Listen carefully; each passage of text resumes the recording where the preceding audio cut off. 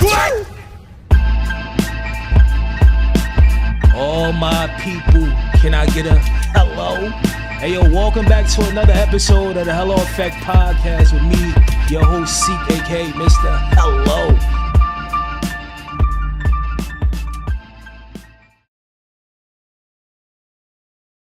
Hey yo, today we got another special guest that sat down on the podcast, you know what I mean, to chop it up with your boy. All right, so introduce yourself to the people. Let them know your name, where you from, and what you do. Yo, what's up, y'all? It's VEZZ, Crown Heights, Brooklyn's very own, a.k.a. the Golden Child, a.k.a. the Lone Wolf. We here with the Hello Effect. Make sure y'all show love, appreciation. Give a round of applause for the Hello Effect, man, because we out here, man. We doing what we do. We outside. Absolutely. And you already know, y'all know the vibes already, you know what I mean? We only sitting with dope artists. No disrespect that people that do the music, but I'm out here looking for talent. So if you're an artist and you want to be seen and heard, make sure you slide in my DM. Straight facts, straight simple. All right, so super facts. First of all, how you doing today? I mean, how's your day going so far? Yo, man, the sun is warm, the grass is green. God gave me another day. I'm here, and I'm just grateful to be amongst, you know, the energy that I am now with the podcast and you know what y'all do. And again, shout out to y'all, much love to y'all, because y'all don't have to do this, but y'all do. And you know, we need more platforms like this where talented artists can be heard and represented, you know, because we're fighting a bigger war here. So I'm grateful to be here. Oh, that's what's up. That's what's up. Much appreciated. Absolutely. So let's get into your music, you know what I mean? So you're a rap artist, you know what I mean? I would like Would you say that? I'll let you break it down to you, because I don't want to mistitle you. You know? Nah, I would like to say I'm an artist, man, because you don't look at a painter and be like, I'm a painter artist. You don't look at that's true. You know, you don't look at a track runner and be like, I'm a track runner. No, you look at them like he's the athlete, he's an artist, same thing. So I like to say I'm an artist because hip hop is just not it's simply not just contained to one type of group or one type of genre. It's all over. And people all over the world enjoy hip hop just as much as the people who created it. So, you know, I would like to think of myself as an artist because I want to be able to be fluid in all genres and in, you know, in all other places and categories. All right, so when have you when was the first time you was introduced into this art? He had to put the emphasis on it. Nah, so long story short, I'm from Brooklyn, so I was raised in Brooklyn. Pretty much my whole entire life, like I've been in hip hop. I've been, you know, pretty much engulfed in it since I was a child. You know, I was born 90, so, you know, Pop was very relevant. Biggie was very relevant at the time. Food Schnickens was very relevant. Nas was very relevant. We got Jay-Z in like, what, 95, 96? So, you know, we got Big L. So, you know, all of these, you know, lyrical juggernauts, you know, I've heard on the radio 3-4 years old. And honestly, that's where I learned some of my dialect. Like, that's where I learned how to have my swag and how to talk. And, you know, you learn from hip hop because they use the words that you use. But, you know, hearing New York artists, you know, you're like, oh, yeah, he sound like me. So, you know, maybe I need to repeat these words and get it back to him, you know. So since like 3 years old, man, 3 years old, I've been just trying to put words together, trying to put things together. And then as over time, I've explored it because I genuinely love it. I genuinely love the history of hip hop. I just genuinely love the artists who have participated in hip hop. And I decided I wanted to be a hip hop artist on my own, and I'm here now. So absolutely. So you said you started on your own, so it wasn't no family member, wasn't nobody pushing you. Like, it was at a young age that you was talented. Well, allow me to break that down. Yeah. So I have my Uncle D. Shout out Uncle D. Shout out to Uncle D. Shout out to Uncle D. What up? Hello. So he actually was back in like 92, 93. I was around him, and at that time, like, you know, he was working his way into the industry. Like, he was getting a little bit of notoriety. And this is right around the time when Wu-Tang was coming out. So it's like 2-3 years old, 4 years old. And I used to watch him. Like, I don't know what it is about the scene that plays in my head when people ask me that question. Like, I just see mad blunt smoke and 40, and you got the crates. You got the crates of all the old school songs and everything, the DJs, the 45s, right? The turntables. And then you just sitting there watching him like, yeah, that sound fire. That's yo, maybe we should take this out, put this here, because he had a group. So I used to watch him and his friends get together, and they used to do music all the time. So I picked up from that, and I was like, this is very interesting. I didn't know this was a way to talk to people.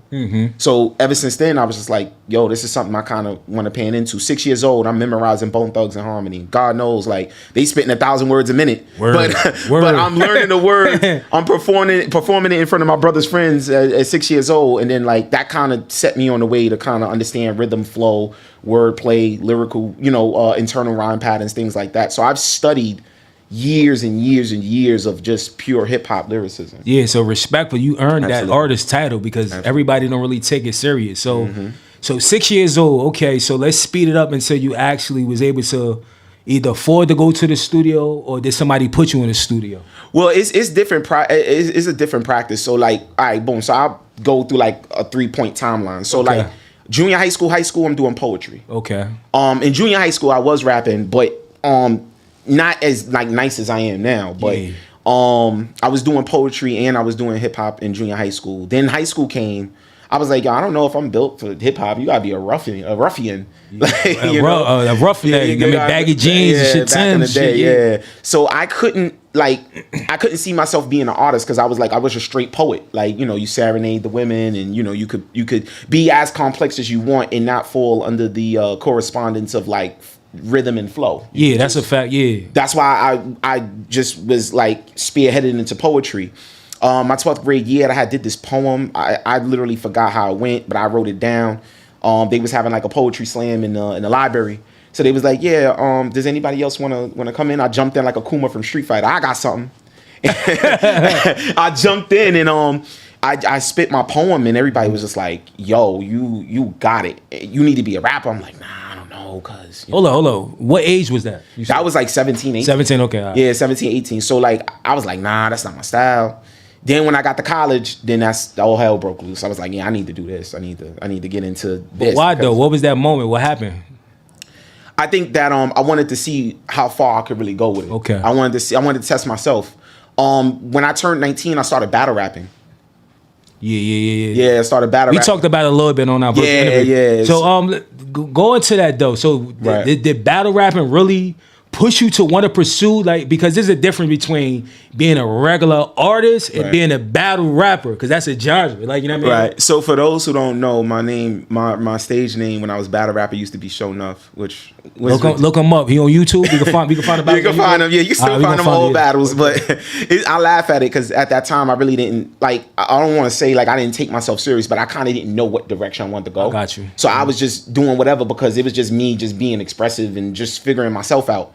So as time went along, like being in that battle rap world, I mean, I met some of the greatest. I've met Loaded Lux, I've met Cortez, I've met Hollow the Don, I've met Math Hoffa, I've met Conceited, Big T, JC, Danny Myers. I've met ARP, Smack. I've met all of these people. And one thing that battle rap forces you to do is you have to be you got to be aggressive. You got to mean what you say and say what you mean. You got to be ready to scrap at any point in time. Not even like, any events that I went to, it was like always fighting, but there's people who take this serious, who get paid off of it. There's some people who, you might come across them, they might be a little sensitive, or they ride for who they ride for, and they don't take no disrespect. So I had to learn, in the battle rap world, you got to be as aggressive as possible. Well, what year was that? Like that was 2019. So 2019 to like 2019. No, 2009. I'm sorry, 2009 to like 2017. That's when I was really out there. Is that like, was that around the time where like Smack and URL was at their peak already? Yeah. So I had got around it when they had formed URL. So like that's when like they first started doing the 3 rounds, 3 minutes type scenario. Oh, so you was around with like Shotgun Show, yeah, Surf and shit like that. Because I was around there around that time. Actually, yeah. You know what I mean, you look like ARP a little bit, and I know it's aggressive, but you know what I mean. Thankful God, around them eras, it was really not like that. I felt like once years started to get by, stuff like that, and everybody started cooling getting that exposure and stuff like that, then it got like that. So. But it at that time, like 2009, 2010, 2011, it was a hungry game. Yeah, it was. Like I enjoyed it around that time. Absolutely. Though. And I met Cortez. Shout out to Cortez. Yeah, I got some footage with him too, some old shit. It's on YouTube. Yeah, absolutely. Yeah. So shout out to Cortez because he kind of like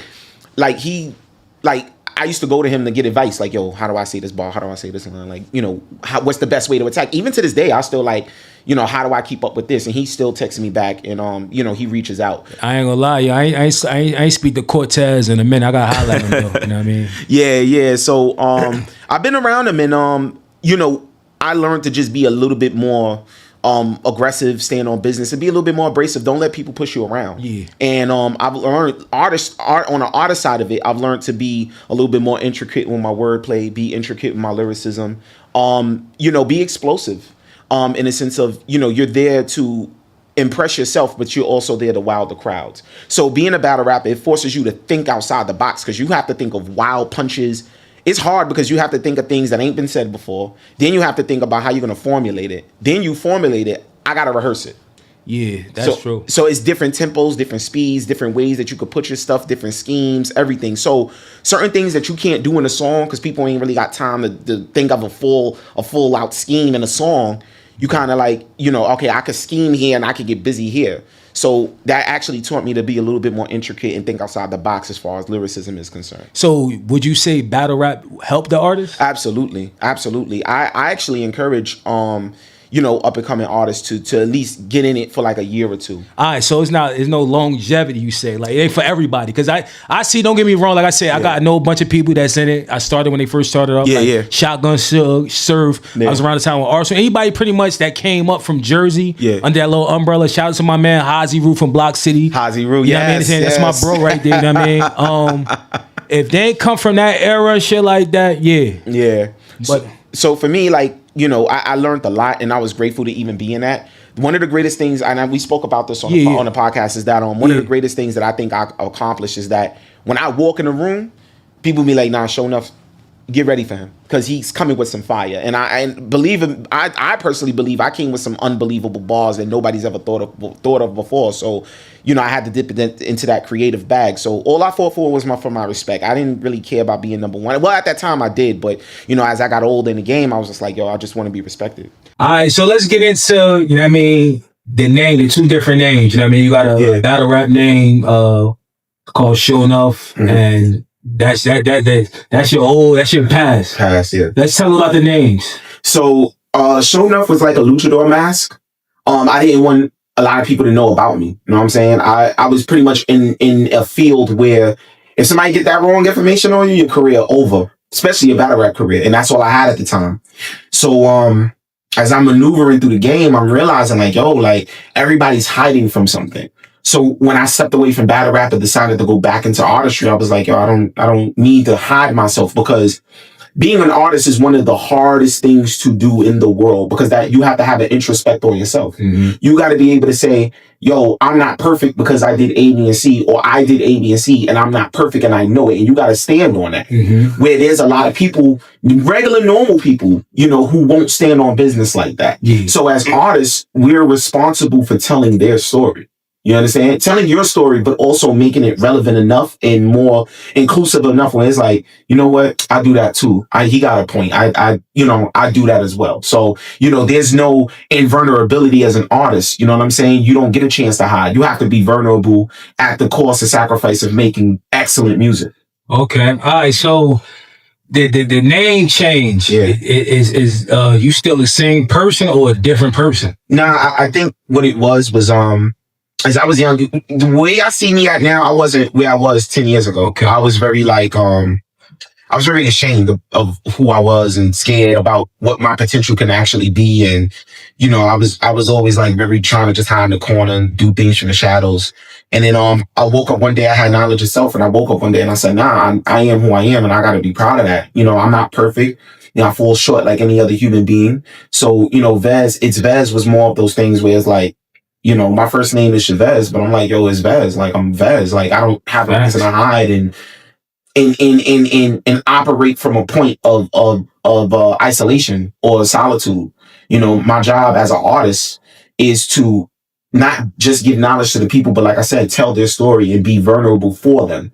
Because they, you know, outside of the glitz and glamour, you still have to be some type of human being to take those stories on and being able to write it out and then put it in a way where it's rhythmic, is informative, is understanding, and it's also a beautiful story, whether it's good or bad. and then you go from there. All right, let's talk about the growth, because like you've been doing active music for a while. Yeah. You know what I mean? You hopped in a battle rap field, and you was an artist also. Yes.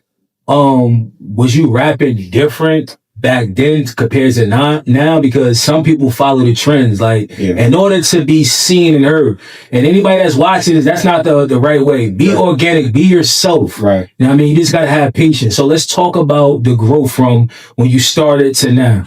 I think when I first started, I think I was just doing it to sound nice. Okay. I wanted to, because like my forefathers, like, you know, as far as like lyricism is concerned, you like, how he put that together? Like, how did he put this word? How did he say this? And I think I wanted to be that nice that sometimes I overlook the fact that I still have to tell my story, and I still have to be able to, again, put some type of life experience on display so people can understand where I'm coming from, so people get the gist of where I'm coming from.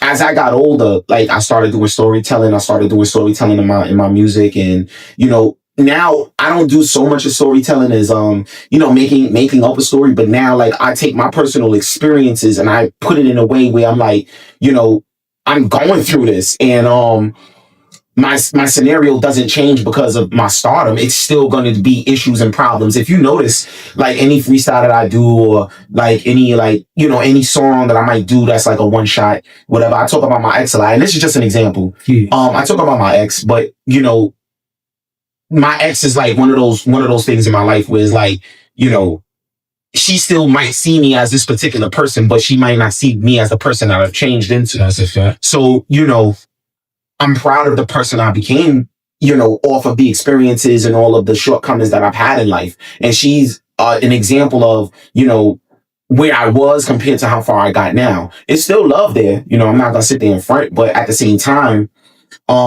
she just shows me constantly like, yo, I've grown. You may think I'm still this one person, but I've grown into a totally different person. So certain things I don't even get a chance to even pick up on, or I don't even argue anymore. I've gotten to a point where like I don't even raise my octave in my voice. I don't even get to that point anymore. So pretty much your music is pretty much based on your life and your experiences, stuff like that. It's gotten to that point, yeah, because you know, unfortunately and fortunately, when you get up there and people know you a lot more, you know, you run into issues or situations that are like, you know, if I wasn't going where I was going, I wouldn't be in this situation. But you know, with stardom comes pain. You know, or as my friend would say, he says stardom comes with spikes. You know, so, you know, if I'm on this road to success, not even stardom, because stardom is whatever, but stardom is man-made. But the success is kind of like, look at all the things that I'm going through in my success.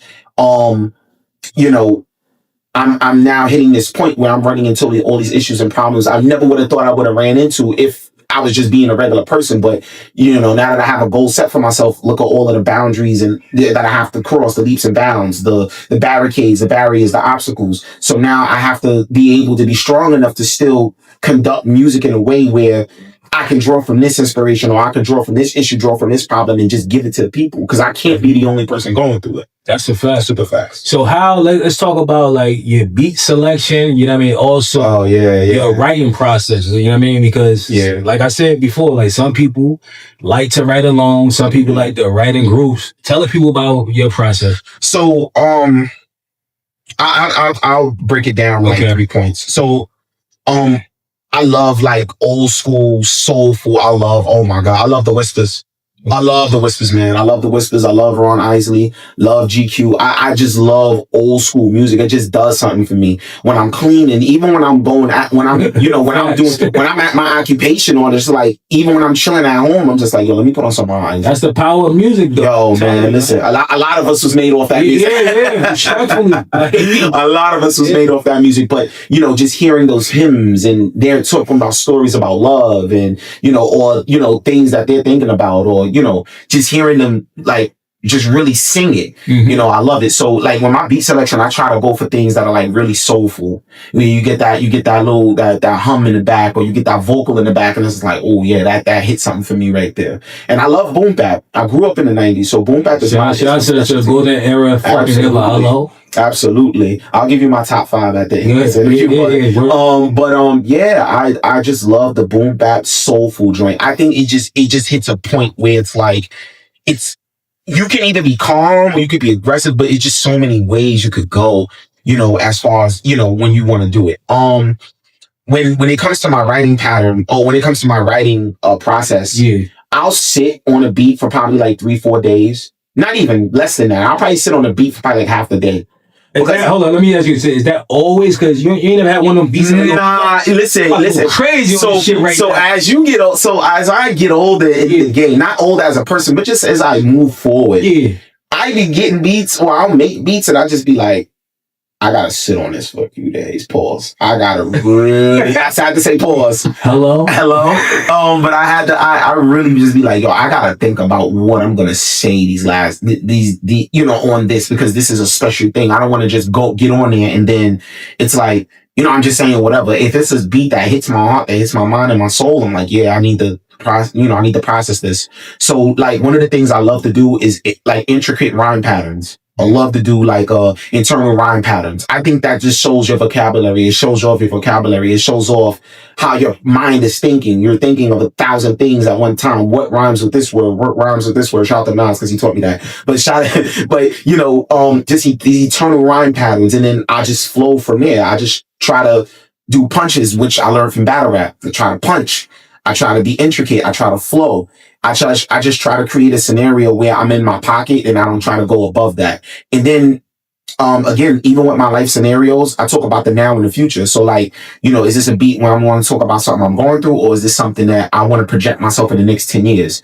I might be, an artist today, but I might own a company tomorrow, so I want to be, 45, 50 years old, still spitting bars, but like, yo, I'm in a business and, I got my suit and tie on and I'm outside. And we going to do things, and we not sitting around letting the negativities of the neighborhood destroy us. I want to go and see where, my melanated people could win and elevate. That's what's up. All right, so let me ask you a question, like, because you've been doing this shit for quite a long time and shit like that. You know what I mean? I know when you first come in, you look for some type of response from the people. Mm-hmm. Like, if we talking about 2025, you know what I mean, it's VEZZ. Yeah. When you go in the studio, you know what I mean, and lay down some shit, do you still look for some certain kind of feedback from the people, or you already know where you at far as like your skills and you don't give a fuck? Talk about that. Nah, so I mean, when you want to be an artist that's when you want to be an artist that want to reach the general population, you want to meet of course you're always going to want to expect some type of feedback.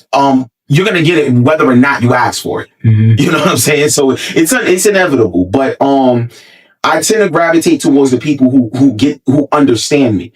Just because you make great music, that don't mean people understand you. So you gotta pretty much find your audience. Find your audience. So, you can make great music, you can make deep music. Mm-hmm. And I'm one of those where like I'm a super deep thinker, and I like to just put it in a way. How I look at it is like, I feel like people don't listen to me on a regular basis. Mm-hmm. So when I do the music and I put it in a rhythmic format, that's when I gather the people's attention. So, I go in there with my best foot forward, my best intentions. I give it to the people, and then they tell me whether or not what they want to do. I care that much more about what I put out there because I'm responsible for, what I put in my people's brain tone. I don't ever want to, be a person that talks about violence and talks about things that we see every day. I want to, I'm not always going to be positive. I'm not always going to be, let's get together and do something. No, I'm not. I'm sometimes going to be angry because of the days that's going on in my life. Sometimes I want to sometimes I want to get on the train and say, fuck people, fuck out of there, fuck you. Like, you know what I'm saying? Fuck my balls. And, now, he ain't saying fuck his balls. But yeah, you know what I'm saying? But sometimes it get like that. You know what I'm saying? But, you just want to be responsible about what you put out there. Cause I just had an interview actually, coming out of winter, going into spring. Okay. And, I was basically telling the, can I plug them or no? I can't plug them. You can, I'm gonna add them. I'm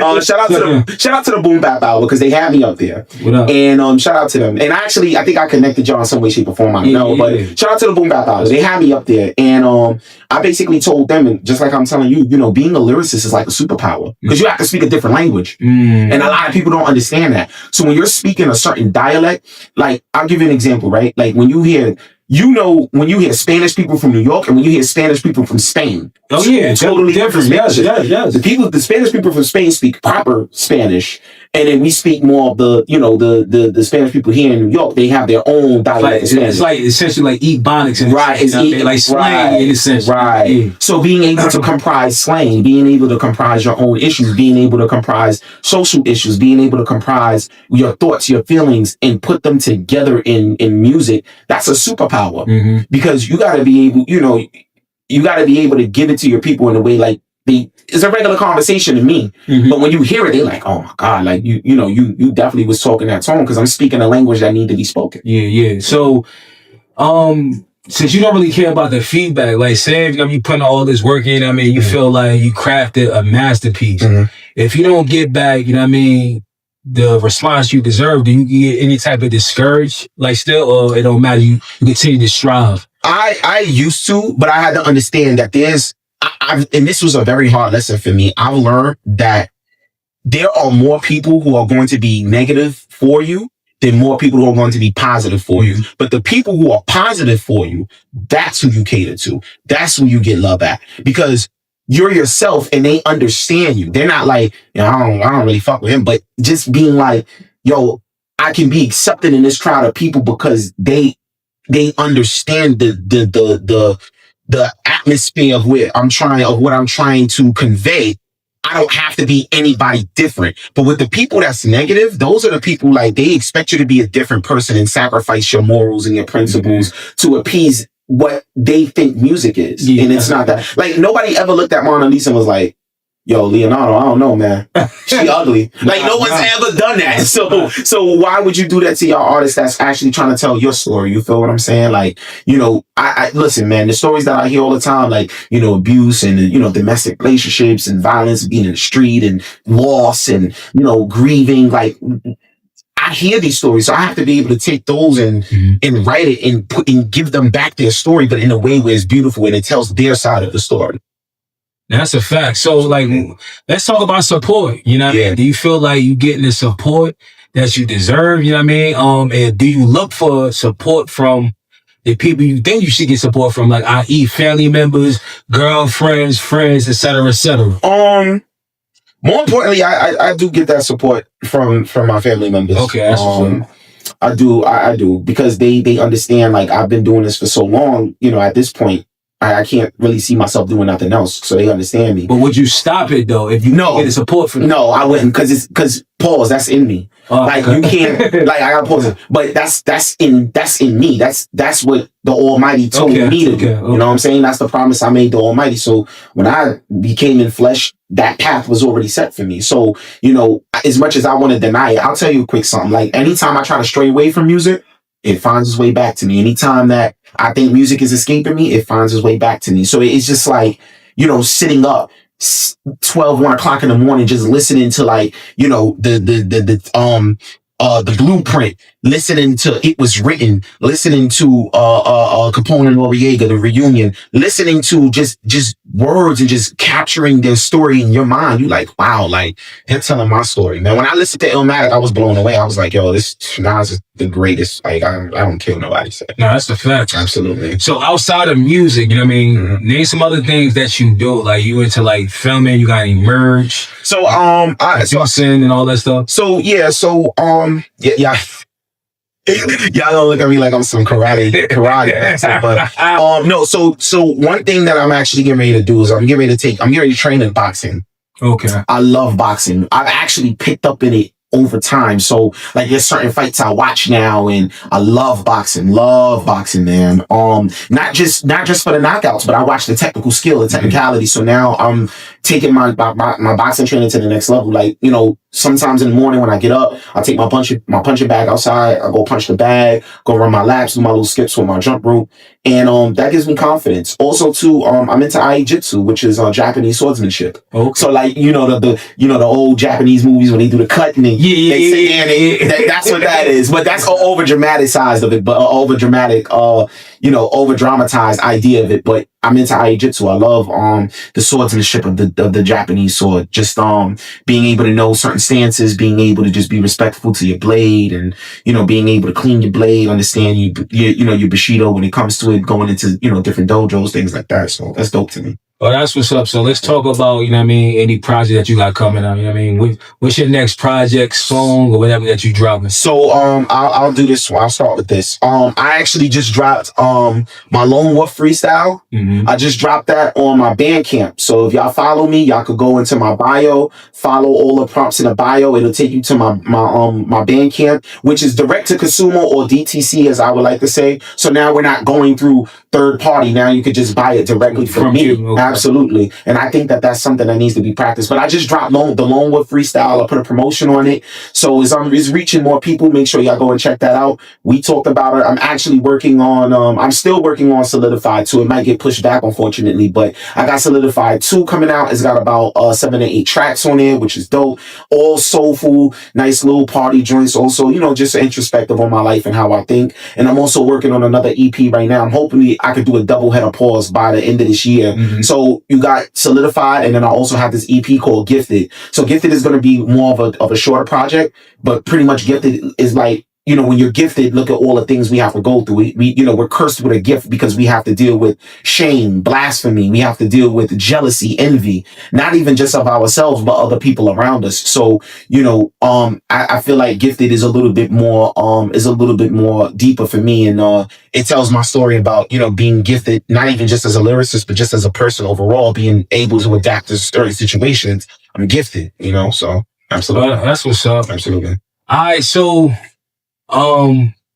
let the people know, you know what I mean, why should they support you? I want to make sure I answer that. So just give me a second, because I want to make sure I answer Take your time. Take your time. I feel like people should support me because I don't want to say I represent the real, but more importantly, I think that I still practice what lyricism is supposed to be. I still practice what it is to tell a story, to being able to give a story out to the people who need to hear it. Being a street poet, being almost like a prophet, giving it to the people. Being able to, you know, give my gift of dialect to people because the Almighty has deemed me so to do it. So, you know, and I'm true to self. I don't believe that artists, which there are a lot of artists, but I don't believe that I don't believe that any artist in any shape or form should sacrifice their not well-being, but sacrifice their integrity to appease other people. There's this old quote, and I don't remember it, but the old quote goes, you know, to make something for the crowd of people is to be a fool. People enjoy you because of who you are, but if you're trying to create something for people to say it's good, that's when you lost it. You know, so you never want to paint a picture. You never want to tell a story. You never want to dress in a way where you want to impress other people. You want to impress yourself. And then the real people who understand it, they'll gravitate to it. All right. I got one more last question. Absolutely. Can you give a piece of advice to any like artist that's starting out? Some advice that nobody gave to you, but you learned on your own.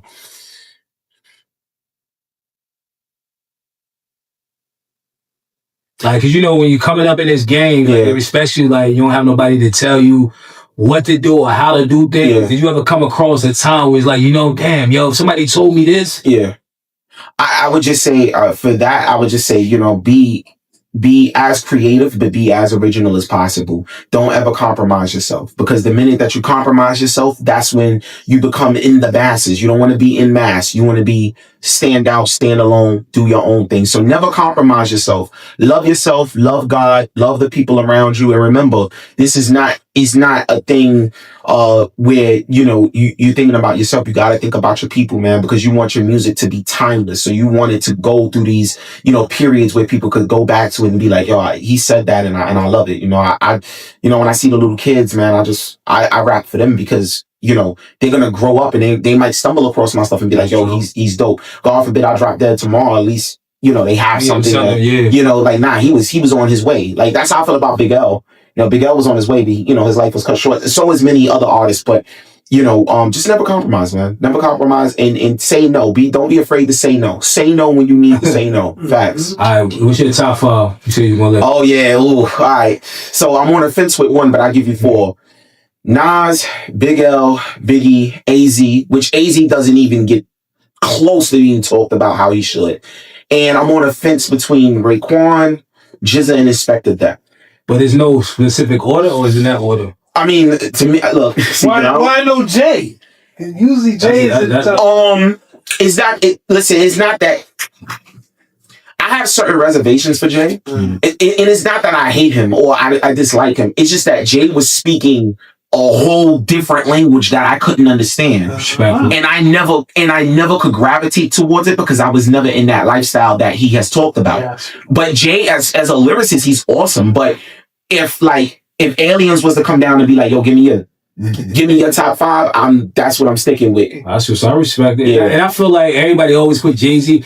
You gotta understand, it's a lot of talented artists, and I feel like just because you like Jay, don't mean the next person gonna like him and shit like a lot of people. So I'll tell you a quick story. I met Ninth Wonder not too long ago. Shout out to Ninth Wonder. I met Ninth Wonder, and I met Eric B. So like we tend to always go to the go-tos. But I love Little Brother. Little Brother with Fonte, dope. You had damn it, there's so many of them. You got these cats from Detroit. I forgot their name, man. Clear Soul Force, dope. Lupe Fiasco doesn't even get talked about enough. Black Thought doesn't even get talked about enough. Common, Most Def don't get talked about enough. All of these different artists who has helped pave the way, pioneers, they don't get talked about. That's true. Because I think people focus on like the main. Joey Badass too. Joey Badass too. I fuck with Joey. Yeah. His 1999 and his 2000 album, Out of This World, and nobody talks about it enough. And I feel you gotta blame mainstream media, yo. And that's why I'm starting to learn a lot. You know what I mean? Mm-hmm. You really can't be focused on mainstream media. I feel like once they blow up to a certain level of success, they're not really focused on the people that help them get there, which is the indie artists. You know what I mean? And that's the whole thing for me. Like, you know, when you're a great lyricist, you tend to get buried under the, you know, you don't make a Thanksgiving dinner, but you don't eat candy before it. You know what I'm saying? Yeah. So, you know, you meet a lot of artists who are that Thanksgiving dinner, who is that Christmas dinner. And, you know. And you got other Thanksgiving dinners in every apartment, every floor. Nobody would be hungry. Yeah. Nope. Right. And your food in this apartment doesn't taste better than this. How you know? Absolutely. You know what I mean? Absolutely. So everybody cook Thanksgiving dinner. Absolutely. Like you said, there's a whole bunch of artists that got that. Word. That's the reason why I started this platform, because I'm not looking for really the people that's really popping. I'm trying to find the people that got potential, you know what I mean? That could be the next big thing, you know what I mean? Because I feel like the game is oversaturated. So I'm happy that it's finally people that's actually putting thought in what they saying, you know what I mean? And passionate about it. So just let the people know, you know what I mean, where they can follow you at, where they can support you and shit like that. Hey, yo, like I said, man, at the beginning of the interview, man, it's VEZZ, a.k.a. The Lone Wolf, a.k.a. The Golden Child, a.k.a. Brooklyn's very own. Y'all can follow me on Instagram, ITS_VEZZ. Again, that is ITS_VEZZ. You click the link in the bio, you go to my Popple. My Popple will take you to my merch, donation, fan page, Instagram, my EPs that I dropped, my Bandcamp, my YouTube, everything. Make sure you go on my YouTube. Make sure you go watch that Bar Vader freestyle. Shout out to your boy Clip, because he did that for me. And make sure you also go watch Lions, Demons, and Stairs. My man Michael Butler, he also did that for me as well. We was actually in a church when we did that. So shout out to both of them. Both of them are. One is going to be the greatest, and one is he's up there. He's been around, but both of them are great videographers, great cinematographers. Make sure y'all follow them, man. Facts. Awesome. So I want to thank, once again, it's VEZZ, you know, pulling up on your boy, you know what I mean? Dope artist, you know what I mean? Mm-hmm. Great man, you know what I mean? Make sure y'all go support him, I mean? Go listen to what he say. And always remember, the people that we showcase and let be seen and heard as talent, you know what I mean? Everybody, unfortunately, can't do music, you know what I mean? So it is what it is. Other things that do in life, you know what I mean? In the words of my man Biggie, UPS is always hiring. Hello? Hello. And I also want to make sure, I also want to say one more thing. We need more platforms like this, man. We need the Hello Effect. We need these other platforms that are going out and handpicking artists to come in, because we, you know, as an indie artist or just as an artist that's trying to come up and get his name known, we don't get a lot of these. We don't get a lot of interviews like these. So please, whatever y'all do, make sure y'all follow the Hello Effect, THE.HELO.EFFECT, the Hello Effect. Make sure y'all follow them, show love, and take care of them, man. That's right. He said, yo, any artist that's looking to be seen and heard, you know what I mean? Only thing I ask is make sure you're doing something for yourself already, you know what I mean? Once you ain't creating motion for yourself, he's gonna come in and help you push that shit, you know what I mean? Absolutely. Once again, make sure y'all stay tuned, make sure you subscribe to the YouTube channel, and make sure you check out this dope interview. Hello?